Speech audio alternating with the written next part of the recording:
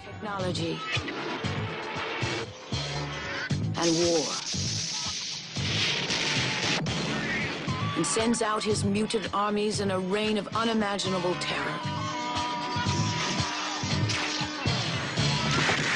In Wizards, you will also meet the lovely Princess Eleanor, the loyal elf Weehawk, and Peace, Black Wolf's evil robot henchman, who is transformed into an avenging instrument of justice. J'aime beaucoup Ralph Bakshi.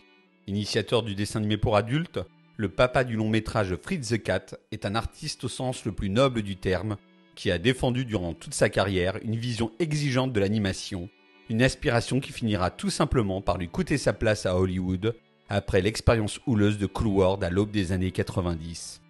Les studios ne comprenaient pas un Bakshi qui croyait en l'intelligence du spectateur, ne voulant pas offrir au public ce qu'il attendait, afin de le surprendre. Bakshi se sera attaqué par 3 fois à la fantasy avec Les Sorciers de la Guerre, Le Seigneur des Anneaux et La Neige et le Feu.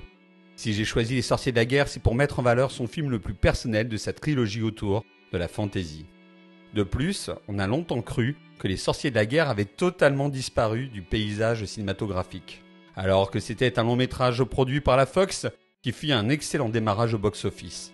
Malheureusement pour Bakshi, la sortie de Star Wars quelques semaines plus tard poussera le studio à mettre de côté Les Sorciers de la Guerre qui devaient laisser sa place au long métrage de Lucas.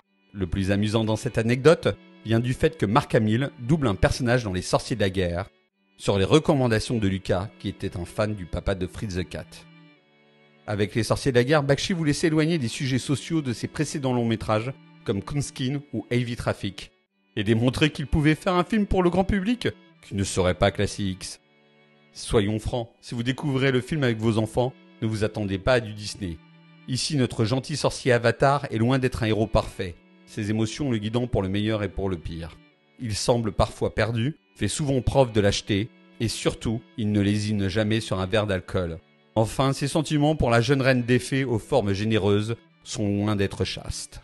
Mais surtout, ce long métrage est un concentré de contre-culture, d'expérimentation en tout genre, au service d'un discours contre le fascisme, qui semble revenir encore et toujours à l'image de ces films de propagande nazis utilisés par le méchant sorcier dans ce long métrage.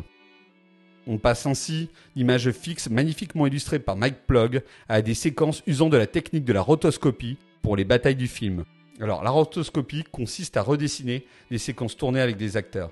Pour les scènes de guerre, Bakshi, faute de moyens, va reprendre des plans de long métrage tels que Alexandre Nevsky, Le Cid ou Zulu, que ses animateurs via la rotoscopie vont redessiner en ombre chinoise.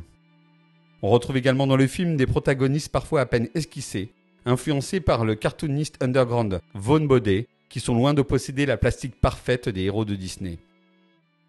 Les Sorciers de la Guerre est un magnifique chant du cygne d'une Amérique libertaire un brin flower power, qui sent revenir à un monde réactionnaire féru de technologie, où l'individu n'a plus sa place. Un long métrage de fantasy qui ne ressemble à aucun autre, et que je vous invite à voir si vous ne le connaissez pas. Définitivement culte.